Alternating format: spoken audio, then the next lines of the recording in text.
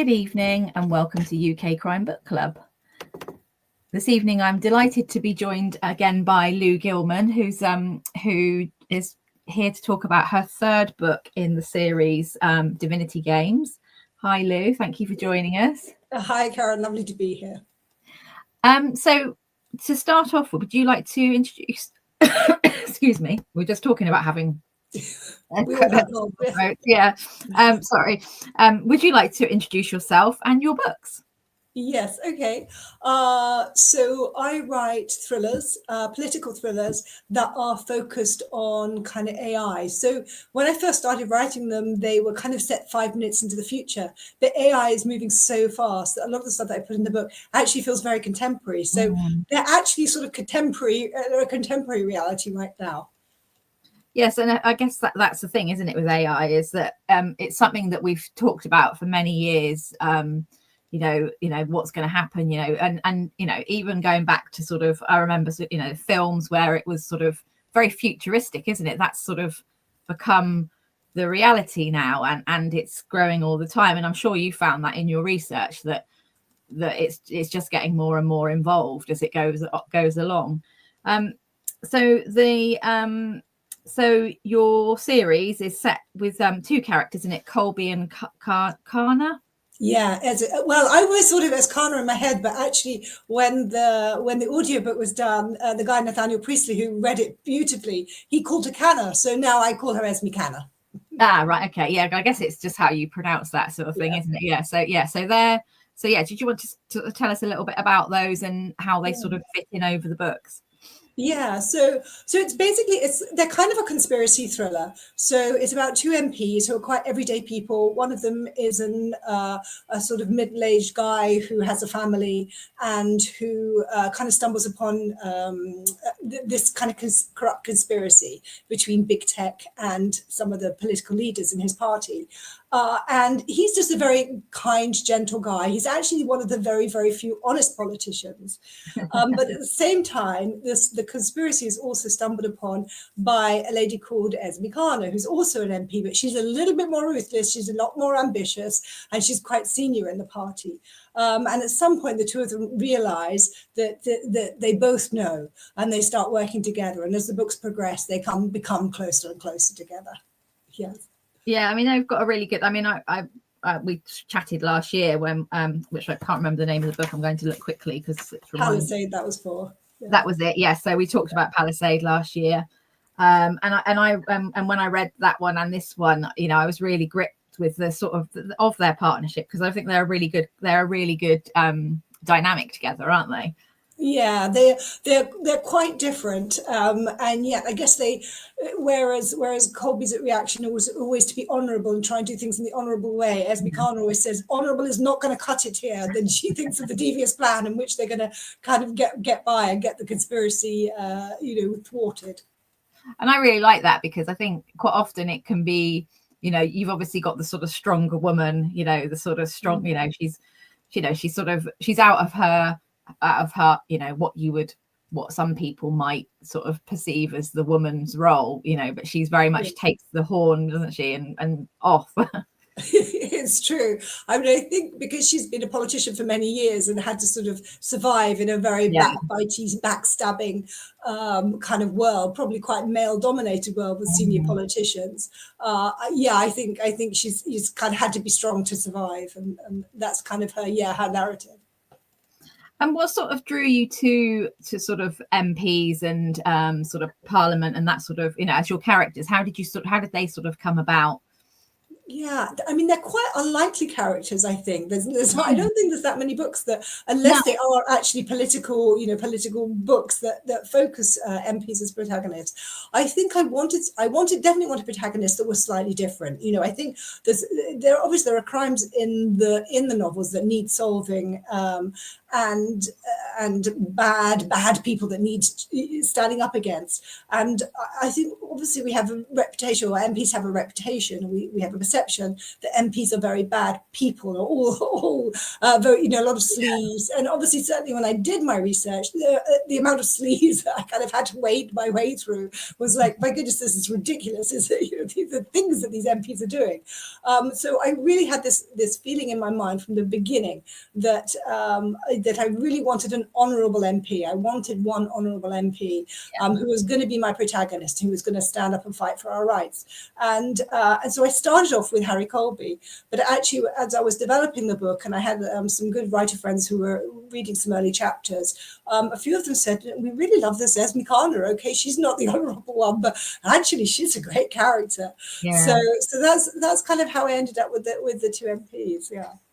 Yeah, I mean, like you said, it's quite unusual, and I like that. I think there's so many crime and thrillers and things to actually be able to find a sort of a different spin on that is quite interesting, and actually taking it in, because I mean there are lots of political thrillers, aren't there? But not particularly when they're the ones solving the crimes and being that sort of the sort of focus of the book. Yes, I think so. I mean, I think as well, a lot of political thrillers maybe focus more on the politics. And I think the interesting thing about my books, although everybody in the books belongs to a political party, and if you read them, you can probably figure out what left or right of the sort of the middle line that they are part of. But they're not about the politics. The books, there's not a single moment where they actually stand up in Parliament and and argue some political point. The whole time it's really about this corruption and trying to expose this corruption and trying to find ways through the legal process in order. Harry Colby always wants to do things in an honourable legal way and use the legal process. And Esme Khan is a little bit more, let's find a slightly more cunning way of working with things. And so it works through the machinations of the political mechanism in Parliament and the House of Commons through that means. But there's nothing in the book that's ever actually about politics. Yeah. And was your sort of inspiration, was there any particular inspiration for wanting to choose those characters? I think it was really because I wanted to write about this subject of AI, about how, when I very first wrote the first one in the series, it was kind of before ChatGPT. So before AI was in the consciousness of everywhere, and I could kind of see the direction of travel. And the more I researched it, the more I could kind of see where things were heading.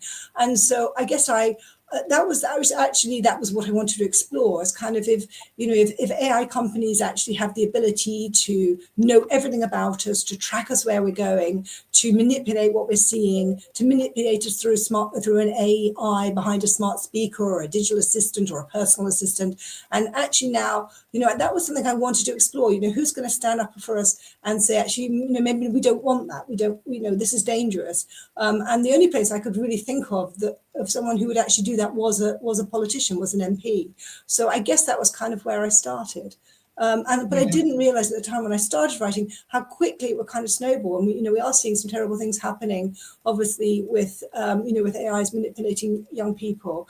And so I hadn't realized quite how seriously the subject matter would become, if you see what I mean. I was trying to write a kind of a thriller about what might happen in the long-term distant future, and suddenly I was reading the news and thinking, God, this is really terrible. This is what I really wanted my characters in the book to stand up for. Yeah. And do you find that whereas I was thinking about books like 1984 and things where it was quite a long way in the future, that futuristic, everybody's watching Big Brother and all the things, and we reference that all the time. But have you been surprised at how quick this has moved? Because obviously we're not talking 60 years or more, we're talking like 3 or 4. I think it is escalating so fast, because I think when ChatGPT was launched in 2022, I think it slightly wowed the world, and everyone kind of stood up and took notice. And the amount of money that kind of poured into AI, not just in Britain and America, but in China and across the world. And so I think there's an enormous acceleration. And now that these AIs are getting very good, a lot of money is pouring into tech companies that will develop the AI into other products. Yeah. And so there's just money piling to left, right, and center, and that's why it's kind of snowballing and moving so fast. I think it's. I I've noticed it with working with younger people, that it's sort of almost a default for them to use for, you know, I guess like we would have probably looked at the internet, that ChatGPT is their internet in a way. It absolutely is, and it's so powerful. And people say to me the whole time, they say, God, I just tried ChatGPT for the first time and it's incredible. Yeah, it is incredible. I mean, it is incredible. It is incredible, but it isn't always true, is it? That's the thing, I think, that most people don't take away with it. You can't take it as, you know, it's not, you know, it's basically what it finds. So if it finds something that's not true and then it repeats it and then somebody else repeats it, that's how you get sort of fake news and fake information, isn't it? Because it's it absolutely is. I mean, I think at the moment there's quite a lot of sort of almost cock up rather than conspiracy. You know, you look up for something on an AI sort of chatbot or something, and you try and get information, and you get information back, and you think, this is ridiculous. This is totally not correct. I was looking somebody up the other day who I was going to meet for lunch, and it kind of gave me the person who was around my age, and they gave me a photo of her, and of a photo of a woman who was in her sort of early 20s. And I was like, okay, this is not the same person. This AI bot thinks these two people are the same person, but they really are not the same person. Yeah, I think that's the thing, isn't it? Is it's you have to, it still needs that very much that human sense check, really, of whether it's real, you know, whether that's right or not. Yeah, but I think it is such new technology. You know, you need to remember it only came out in 2022, so it is so new. And I think a lot of this stuff is kind of teething problems, and probably give it another year or two, and all of those teething problems will disappear.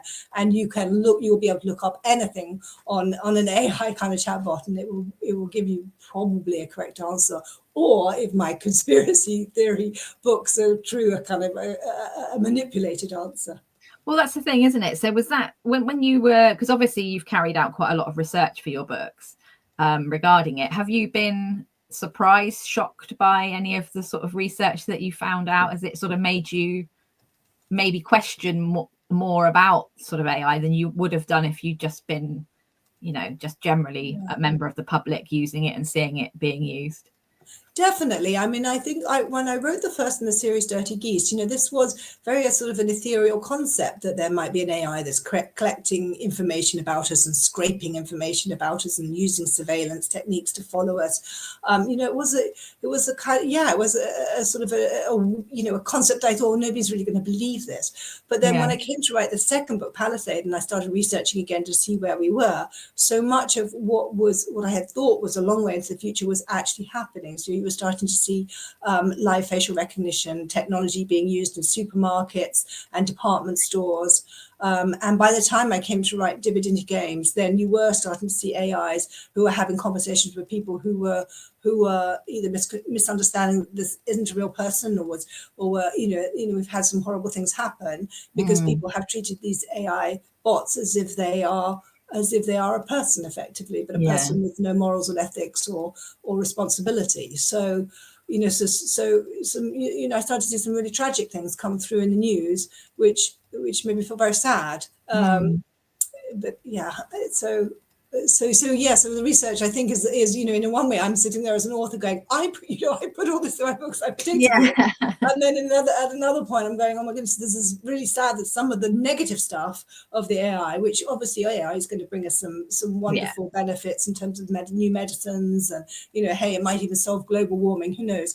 But, you know, some of the negative aspects that I put in my thrillers, because obviously as a conspiracy thriller I'm always sort of focusing on the scary stuff, some of that stuff is coming true. So so that's kind of it's kind of a little bit frightening, to be fair. I imagine.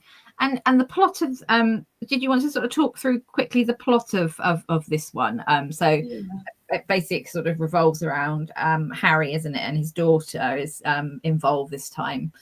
Yes. So we're kind of in a world where the conspiracy between the senior political leaders and a big tech organization effectively means that MPs that are in opposition against them are being targeted. So our hero, Harry Colby, hasn't actually stepped outside the House of Parliament for a long time. He finds when he does that his credit card doesn't work. He gets kind of dive bombed by drones. Even his library card doesn't work. So he's kind of been hiding away in the Houses of Parliament. And meanwhile, Esme Kana is trying to get to the bottom of the death of a colleague, another MP who stood up against the corruption, who was killed accidentally, theoretically, by being harried off a cliff or throwing himself off a cliff, and a journalist who's died. So she is kind of wandering around doing the kind of an investigation, but trying to do it in a way that isn't being tracked, and trying to do it in a way that isn't being connected to the fact that she's working with Harry Colby in conjunction. So that's kind of the scene setting. Yeah. So by the time we get to Divinity Games, the conspiracy is firmly there, and our MPs are firmly on the back foot, and they are trying to find a way to expose it and make it public, and things go downhill before they get better. Is it fun sort of returning to your sort of, because obviously you're 3 books in, the characters have obviously grown, they're having additions, some like some of the more of the family are becoming more sort of prevalent characters. Has that sort of been sort of an interesting, and how has that sort of worked over the sort of time? It has been lovely, actually. Each book I've kind of picked one or two new characters to kind of develop. Either family members or I think there's a young politician who starts off as Esme Canna's junior in the very first book, and then he sort of, as the books go on, he rises through the ranks. So by the time he's in this book, he's a much more senior politician. So it's been interesting to kind of develop different characters in that way. And the one thing I have tried to do in this book is Harry Colby's wife, or ex-wife now, Clarissa Colby.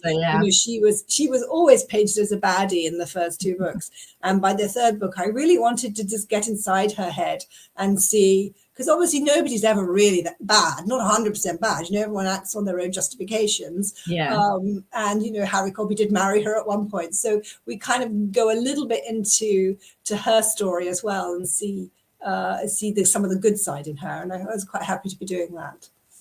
That's the thing, isn't it? It's like, like you said, everybody has that sort of backstory, and obviously Harry, I think he says, doesn't he, at some point, where he was married to her at one point, but now it's sort of ancient history. They're as all sort of divorced parents know, if your child decides they're going to get married, it's going to be a time that you're going to have to be back together again. Yes, exactly. Even if it is only for the day, sort of thing. So I thought that side of it was an interesting, and she gets pulled into it because, well, they both get pulled into it, don't they, because of her sort of involvement with the company. Yes. So while Harry Colby is sort of hiding away inside Parliament, or trapped in Parliament, he's forced eventually to come out because his daughter has become engaged to the boss of the tech company that is harassing him. So you have this sort of interesting dynamic. I guess as a writer, you kind of need, although I wanted him to start off in Parliament, you need a way of bringing your protagonist and your antagonist kind of together. And so I thought it was quite a lovely touch that he has this he wants to support his daughter, obviously, if she's in love and she wants to marry this young chap, but at the same time, every ounce of him wants to scream, no, don't do it. No. And of course, his ex-wife is thick in with the tech guys, so she's thick in the enemy's camp. So there's this sort of interesting dynamic between him, his daughter, his ex-wife, and his arch enemy, the antagonist, who's the boss of the tech company. Yeah. I mean, it must, I think, and I guess they've sort of not only have you included more characters, but the characters of Harry and Esme have evolved, haven't they, themselves within the sort of, as the books have gone on. Has there been any sort of challenges or high points of being able to do that? I guess as a writer, you always want your characters to go on a journey. And I think certainly for the protagonist, Harry Colby, he always has a sort of a slightly interrupted journey, because at the beginning of book 1, what he really wants to do is retire, and he kind of is pulled back into the fray because he finds this conspiracy and he decides that he's going to thwart it. But he knows that in trying to thwart it, he's likely to be fired, and he's like, that's great because I want to kind of retire anyway.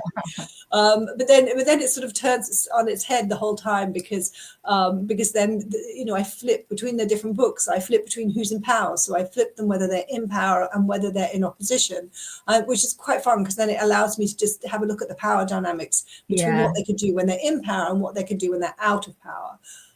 So they sort of have journeys, but in a way they kind of step forwards and then they step backwards and they step forwards and step backwards again. So what comes when you're, so obviously did you always set, I probably asked you this last time, but actually for people who didn't watch the last one, did you always set out for it to be a series? I didn't. No, absolutely didn't. I wrote the first book, and I intended that to be a standalone. Quite a few people had said to me, well, what kind of happens next? And I couldn't help but keeping up with the research on what was happening in the sector. And the more I read, the more I thought, wow, this is moving on so quickly. I kind of would like to explore what actually happens next. So then I wrote Palisade.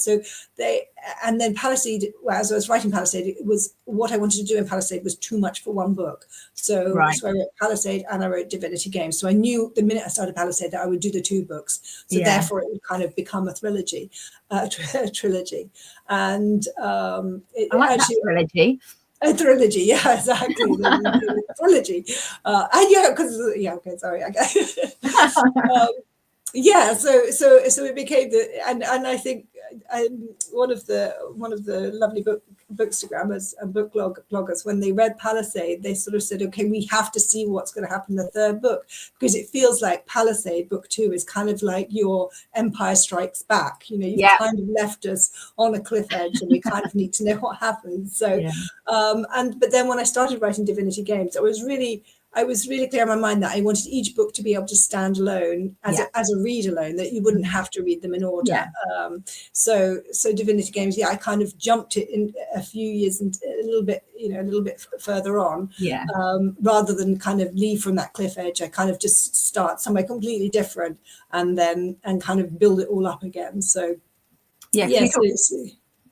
we talked about that at the beginning, isn't it? So you can read them as standalones completely, but then if you want to find out more, then you can read. So you've got the added bonus. If you haven't read any of Lou's books, then you can start at the beginning and work your way through all three, and then you won't have to wait.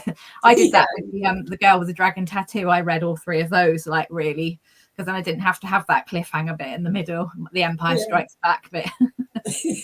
I mean, it's quite a few people I found have found my writing on book 2, and so a lot of people read book 2 and book 3 and then have said, but I want to go back to book 1 because I want to then see where it started and how it all began. So I think that's the good bit, the good thing about having books with characters that are sort of standalone, but you can go back and find out more about them, so what's happened in a very brief way. But if you want to go back and find out about it in a more in-depth way, then you can. That's your sort of advantage, really, of finding an author that's got quite a good backlist. I think is always good. So is that it? Is book 3 the end? Is there? Well, I haven't 100% decided yet, I must confess. So I guess I left. I don't want to give any spoilers, but book 3 leaves the door open to a fourth book. So although it closes what happens in book 3, it does leave the door slightly open. So I'm not writing it yet, although I've got lots of ideas for what I might do for book 4. So watch this space, I guess. Well, I think that's the thing, isn't it? Is I imagine once you've got to sort of find those characters and you've made that relationship with them and they've developed, is like, I guess there is always a point. Well, I mean, some people carry on writing forever, don't they? About their series go on for like years, and they're on like book 20 or something. But I think it's quite nice to be able to return. But maybe it'd be nice to have a break and then return. Yes, exactly. I think it might be fun to work with some different characters. I've got lots of different. Trouble is, as a writer, you always have so many different ideas in your head for things that you might want to do, Yeah. and it's a question of which one's pulling me the most. Yeah, it would be lovely to return to these characters, but I have some other ideas for some other fun stuff that I'd quite like to do. So, so yes, I wish I could split myself in 4 or 5. Do them all. Would you carry on? Do you think thrillers? You would carry on with thrillers? Would Yeah, you? Yeah, I that's your. think so. Yes, I mean, I just love trying to figure out ways to write a page turner. Yeah. To keep that mystery, to decide what you're going to withhold, what you're going to reveal. I quite love an intricate plot, as you know from the books. I Yeah. do like to, there were things even in the first book, Dirty Geese, that I kind of had left open, thinking I might come back to them later, which then I kind of tied together in Divinity Games in the third book. So so I love an intricate plot, and I don't think I could write a book that doesn't have one. So I think the crime thriller mystery space is probably going to be for me always. Your thing, yeah. So did it, because I guess, what are the challenges of writing sort of an intricate plot over 3 books? Because I imagine you have to sort of remember that sort of continue. I can't think of the word, I can't get it out, but you know what I mean. Like, yeah, continue. Yes, I do. I think it probably pins on the reveal withhold game that you always play with your reader. Yeah. So and you're playing it in a few different ways, because you're playing reveal withhold from your characters, and you're playing reveal withhold with your reader. So sometimes your reader will know something your character doesn't, and sometimes your character might. Well, I on these books I don't have unreliable narrators, so if the character knows something, you kind of know something. But certainly there were some things that I withheld from the reader in book 1, which I never quite got round to revealing. But the clues were there. So when I came to do books 2 and 3, and the same with book 2, then I knew that I had these little nuggets hidden away that I could still call upon, to be a reveal in a later book. Not necessarily intentionally, maybe sometimes just because I never quite got round to revealing them. Because you can't, you run out of time and space. So, Exactly. so sometimes I go back to my notes and I'm like, oh yeah, hang on, I've got that little nugget there. I can weave in here. Do you sort of find the when you're writing, sort of, because your books are quite fast paced, although they're they are spread over a period of time, they are sort of, I mean, it's a thriller, so I mean they're thrilling. But do you find that sort of as you're writing, do you find at points that you're writing really fast because you're in that moment of of the excitement, of the sort of anticipation, what's happening? Yes, definitely. I think also if there's a scene that I'm quite excited about, or maybe it's a pivotal scene that even before I've even written much of the book, I know I want to work my way towards, then sometimes I will be sitting, maybe just in the garden with pen and paper, just absolutely. I don't even bother with the prose. It's just the dialogue. I'm just almost like writing down a conversation that's happening in a particular space, and I know who the characters are, and I may not even know where they're going to have this conversation, but I know it's sort of pivotal to the plot, and it's a really pivotal scene. So sometimes, I will just do that really quickly and then come back later and polish it and add all the descriptions of the room or where they are or what's happening. With your sort of, so what sort of comes first? When you're sort of drawing the book out, I guess, is it sort of the plot? Is it the setting? Is it? I mean, obviously your characters are repeating, but then you're having additional ones coming in as well. So you're going to have your protagonists, aren't you? Harry and Esme, you're going to be in it. But so what sort of route do you go down? It definitely starts with the characters, yes. I guess the battle between the protagonist and the antagonist, effectively. And I guess my setting, to some extent, my setting is given because they're London, Westminster-based thrillers. So I know I'm going to be in the House of Parliament. But what I try and do is bring in other settings. So for example, the bars around Westminster, the Speaker's House, the House of Lords, the Lords, the different libraries, the Lord's Library. So I have all these different locations as well, and sometimes it might even be a location. Like I really want to set some scenes that involve a pub crawl around all the bars and that the MPs drink in, and so I'll do some research, and I might even go and visit those bars. I was going to say, is that like research? That sounds like great research. I have to. Yeah. So that will ping ideas as well, and I'll go to the bar and physically see it. I might physically see a division bell in a bar which is there. Just to explain, if MPs are out, traditionally it used to be that there were division bells in pubs around the House of Commons, so that if MPs were out having drinks or having their lunch, the bell would ring to tell them they've got 8 minutes to get back to the House of Commons, to vote. So you a lot of they don't have them quite so often now because everything's electronic. But even just seeing the division bell, and then you suddenly think, oh, I know what I could do with that. That could actually be really useful. So you work things in. Yeah. So sorry, this is a very long answer to. I guess I start with protagonists and then place and definitely ending. I'm always working my way. I know where I'm going to end, so I'm always working towards how I get to the ending. Have you ever sort of had a character that you've really, really disliked writing for one reason or another? Whether it's because they're just not a very nice person, or just that you found it really difficult to write them? No, I don't think so. I think I wouldn't put them, because you spend quite a lot of time with your characters. Yeah. So I think if you don't enjoy being with them, and that doesn't mean they have to be nice characters. Sometimes you enjoy being with the malevolent ones, just out of curiosity of what you're going to make them do.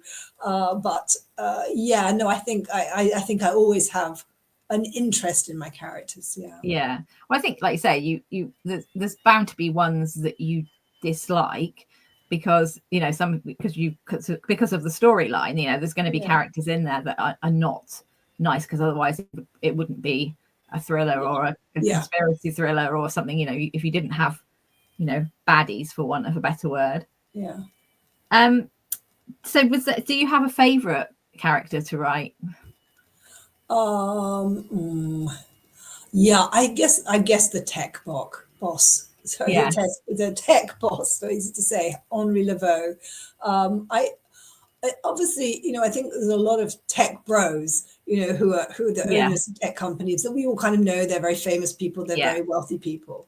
And I really didn't want anybody to be reading my book going, oh, I know who that is. I know which tech bro she's kind of taken as her subject matter. So I kind of created this tech company that is behind the scenes that people don't know, which actually gave me enormous freedom then to create a tech boss who could be anything and could be anyone. So he happens to be a Swiss French guy, and so I could give him a completely different personality, say, from what we see. So it's quite hard sometimes not to make your boss your baddie. Sorry, to make your baddie like a stereotypical baddie, selfish, mean, greedy, puts money in front of other people. So I think I play with that quite a lot.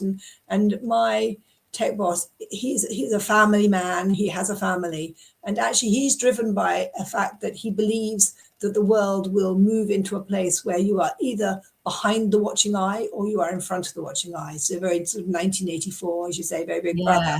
And he's decided that when that does happen, he wants to make sure that he's behind the eye. And the best way of doing that is to actually develop the tech system where he's in control and he's in charge, and work with politicians. So he's not sort of driven by greed. He's not driven by wealth. He's just driven by sort of a belief that he wants to be in a certain place in life. sort of control, really, isn't it? It Like is control, yeah. yeah. So like, yeah, he basically he knows where he wants to be, and he doesn't want to be in a place he doesn't want to be. So yeah, that's sort of his control, is like, well, this is what I'm going to do to make sure that happens. Yes, exactly. So have you on book 3, have you been sort of, have sort of your sort of readers have obviously come along on the ride with you, and and I see on social media, you've got a lot of people who were really looking forward to Divinity Games coming out, because you left them, sounds awful, you left them hanging hanging by a thread. So does that sort of, I imagine that's lovely, but also, is it more pressurized? Does it feel more pressurized than book 1, where you were putting something new out and you didn't have that expectation of readers to sort of to deliver? Yeah. Oh yes, it's totally terrifying. Totally terrifying. Yes, because I knew that people had really enjoyed Palisade. I had some really super lovely reviews from a lot of the bookstagrammers and the book bloggers, and London Standard called it essential reading just because of the subject matter of AI and everything that's covering the politics and the regulation of AI. And so, so it did feel like for Divinity Games that there was this kind of responsibility for me to deliver such a good page turner again, but also to deliver one that was going to provide people what they were wanting and what they were looking for. Yes. So, but fortunately, yes, a lot of a lot of the reviews were very positive. So that's really good, isn't it? Yeah. Yes, so that was like a few sigh of relief. I think as well, it's a sort of, for people who, like people who sort of are part of this group, and people who read a lot of thrillers and crime, it's quite refreshing to have something different. And particularly with AI, I'm sure there will be lots of books about AI, but actually you're sort of a bit of ahead of the curve on that sort of thing. So for people who haven't sort of delved into it, it's quite interesting. I hadn't really, until I read Palisade. I knew about it, and obviously I'd used ChatGPT, but actually since talking to you last year, it's become much more part of my life, because of it's just, well, it's everywhere, isn't it? It's on our emails. It's it's definitely becoming more. And actually reading about it through a crime book, although it might not be exactly how it's going to end up in your life, it's quite an interesting way to sort of discover it, isn't it? I think it is. Yeah. I mean, I think when certainly I've been asked to do pieces, journalistic pieces about AI safety, kind of because of it, because I guess so much for being a thriller, I kind of focus on the dangerous elements of AI. Then quite often I kind of write about how do we control it? How do we stop it controlling us? And what are the future elements of it? And it's quite funny actually, because when I very first wrote the first one, Dirty Geese, there is always that question whether it's sci-fi. It's got AI and it's got computers. It's got clever computers. Surely that's Terminator scenario. That's science fiction. Whereas now, by the time Palisade, most of the tech, pretty much all the tech that I put in the books, is in existence now. Is actually in the marketplace, is being used, and we're all reading about it in the news the whole time. So, as I was saying at the beginning, what started off as I was scared, will people consider this to be science fiction? Because I wasn't intending to write science fiction. I wasn't intending to write a contemporary thriller. Now, it does feel now, actually, no, it is a contemporary thriller. And one of the things that I put in the book that I thought was really, really futuristic, I can't remember if we talked about this last time, but I put drones in the book.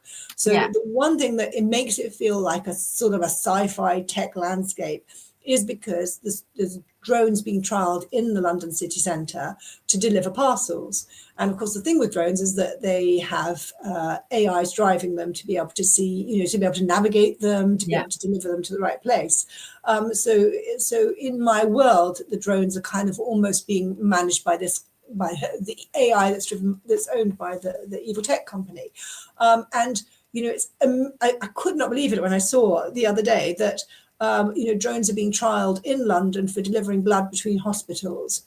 and Amazon is trialing the use of delivery drones in the northeast of England. So, Oh wow! so the thing that I thought that made it really science fiction and really futuristic is already in place. Yeah. I guess the thing is as well is that, I mean, we're all seeing more AI in daily life. So, you know, if you go and, you know, sort of particularly with like Amazon, if you think about Amazon, if you try and get through to customer service, you have to go through, I can't remember the name of it, but the chat bot first.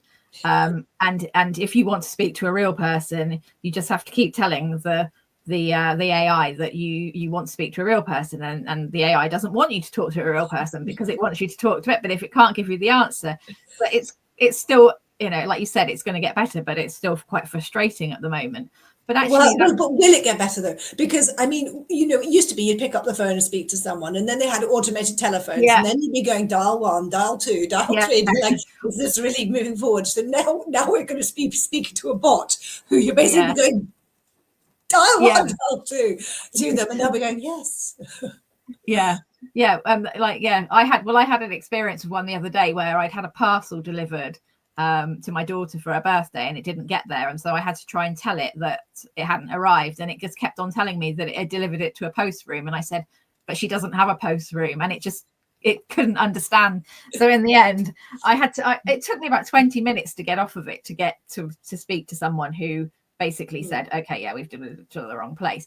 But, you know, it's frustrating, and I can see if it's moving so fast, if you think that in 3 years it's moved from you having sort of an idea that was sci-fi to like it being trialed, so that means it's not far from being, you know, rolled out, is it? So yeah, it's incredibly fast moving. It is, yes. And I think the interesting thing that's going to be the next step, which I play with in the books, which I really don't think we're far away from now, is that you will be talking to a customer service rep and you will not know whether you're speaking to an AI or whether you're speaking to a person. You know, and then we are very much in that kind of Black Mirror kind of world where in all sorts of scenarios we might be dealing with someone that we think is a real person, and they're actually not. They're an AI-driven bot. Yeah. Did who sort of inspired your writing? You know, to because did you have a journalistic background? I can't remember from our talk last time. I didn't. No. I actually I did quite a bit of lobbying. Well, lobbying's not quite the right word, but work within the regulatory sphere, meeting with MPs and politicians. Okay. So the Westminster world I kind of knew. Yeah. But no, I actually, I'm also a publisher in my spare time, so I publish other people's books. So I've kind of, and I've always been in that sort of writerly world, but no, I think no, I'm not from a You're not from a journalist background. I just started writing. Yeah, so because I just asked because so I know other writers like I can't think of a name, but there's a writer who writes sort of crime now, and she used to be like a journalist, sort of political journalist. So I can see that sort of Westminster sort of thing. Yes. But I guess, you know, I imagine there's so much information when you're working in that sort of environment that gives you that sort of, wow, that would make a great story. Yeah, I think so. Yeah, I mean, I think, to be honest, a lot of it was about meeting all the different characters within the Westminster world, and the difference between, you know, you meet MPs, they've got their own sort of flavour. You meet civil servants, you meet very senior civil servants, you meet people that work for Number 10, you meet special advisors. They all have their own different characters and their own different personalities. Yeah. So actually, it's a lovely place in which to set a novel, because you kind of already had this little microcosm of all the different personality types kind of all squashed into one very febrile sort of environment, with everybody backstabbing and being ambitious. And so actually it's a lovely setting for a thriller. And has anybody sort of who's sort of inspired your writing, sort of authors wise? Le Carre. I absolutely adore Le Carre, and Graham Greene. You know, some of his stuff. So something like Our Man in Havana. That sort of very gentle comedic sort of thriller. It's a little bit of a thriller, a little bit of a mystery, a little bit of a sort of a snapshot of life, and a development of characters, I love that book, and that's the sort of writing I love to try and emulate. Yeah. I mean, they're both two iconic sort of writers, aren't they, really? So to have, what about sort of contemporary? Are you sort of anything that you sort of picked up recently that you've enjoyed reading? Yeah, I mean, I think one book I probably recommend is a book called A Cursed Place by Peter Hannington. So when I was researching this and trying to read contemporary authors who are kind of writing in my field, they're actually a very well, there's pretty much none. There's a very, very few. There's that I could find anyway. Yeah. Particularly at the beginning, maybe now, but that was Peter Hannington had written this book called A Cursed Place, which is a very good read, and it's a thriller. And like me, it looks at kind of big tech organization. So I found it quite interesting to read, just understand how he treated it, which is such a different way from which I treated it. But because he follows more from the kind of the ex-cop kind of route, rather than obviously I went for the politician's route. Yeah. And it's a good read. So that was what I would recommend. Okay, yeah, because I think we're always sort of like looking for, people in the group are always looking for sort of new authors to read, and also for new subjects, which actually yours sort of covers, both of those in a way, as if you haven't picked up one of your books, but also the sort of the topic as well. What's the best thing for you what's the best thing that's been come out of it for being an author for you? Oh, that's a really difficult question. I mean, actually, I've got some really good writer friends. Being a writer is quite hard. There's a lot of knockbacks. There's a lot of ups and downs. It's quite an emotional journey. And I've got a writing group that we've been meeting with for probably about 10 or 12 years. Wow. Yeah, and it's quite lovely because it's maybe people that I wouldn't have connected with if it hadn't been for the writing. And we've had these sort of very deep friendships that have come from it. And that's kind of the sense of community. And I think, in bookshops, obviously I love bookshops. I also, write books about bookshops under a different pen name. So going into a bookshop and just the warmth of wanting to welcome an author and talk about books, and for me that's another really special thing that I absolutely adore. Yeah, I love bookshops. So it's just, they're just such a, I mean, for anybody bookie, I mean, I think it's sort of like that sort of just going in. It's a bit like a sweet shop if you're a bookie, isn't it, really, to go in? Just can't help just going in and seeing what, I think there's just always something that you see that's different, and also being able to talk to the people behind the counter about, what's good and what they've read. And I think recommendations are just such a important part of reading, and that sort of word of mouth review is really interesting. It is. You can't beat it. You can't beat a recommendation from a bookseller in a bookshop. Because they will put something in your hands that you will never have thought of picking up, but which they know is excellent and know you will love, and you read it and you love it and you want to go back and go, yes, give me another. Yeah. No, that's really true. What's have you got any events coming up? Or have you had some? Did you go any over the summer? Yeah, I've got, so actually we just had a book launch in Hatchard, which was a bit delayed for Divinity Games. Oh, wow, amazing. I love Hatchard. Yeah, it was so lovely, and they made me very welcome. So it was absolutely lovely, and it's such a beautiful bookshop. Oh, it is. I love it. It's one of my favourites. Yeah. And then I'm also at Oxford Literary Festival in March, which is lovely because Oxford is my hometown. So great. Okay. That's fun. So it's super lovely to be invited to go on a panel there. Yeah. And what are you up to at the moment, writing wise? Have you sort of got anything for the next book, or is it just, are you in that sort of process of thinking about what you're going to do? I'm sort of working on ideas. So I haven't started drafting anything. I've got quite a few different ideas, and I'm kind of developing them. And I'm just endlessly going around to people going, which of these ideas do you think I should work on next? Because I just can't seem to figure it out. But I've given myself a deadline of another month, and then I'm going to have to pick one project and get going with it. Decide I can't write them all. I have to just pick something and get on with it. Yeah, it's really difficult, isn't it? Because I imagine, and I guess, do you have that thing where you're sort of, other people have said this, where you're writing one book and then another idea comes into your head, and you're sort of like having to sort of say, no, I can't do that at the moment because I'm doing this. Yeah, 4 or 5 other books. Yeah. Yeah, it's really, I think it's an occupational hazard, isn't it, really?